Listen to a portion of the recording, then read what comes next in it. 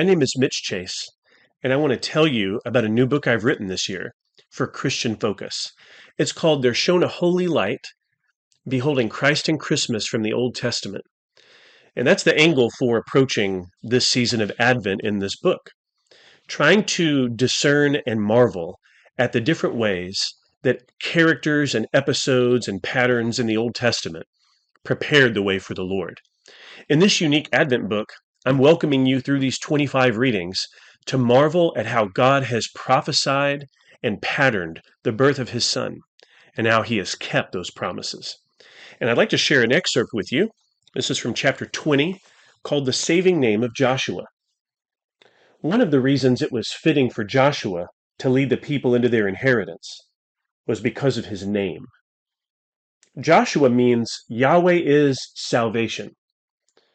When we first meet Joshua in Exodus 17, and he delivered the Israelites from the Amalekites, Yahweh was bringing salvation through him.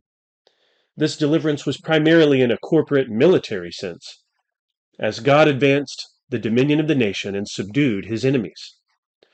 Greater deliverance was needed, however, because sinners faced the shackles of their transgressions and the threat of condemnation for their guilt. And if greater deliverance was needed, then a greater Joshua was needed.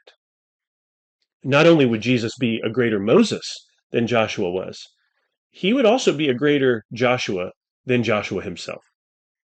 Though Joshua's birth wasn't prophesied, Jesus' birth was. The Old Testament predicted his coming, and the Gospels report the angelic announcement of an impending conception and birth.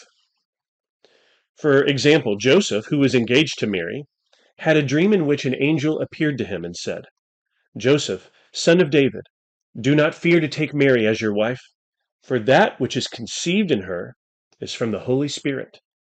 She will bear a son, and you shall call his name Jesus."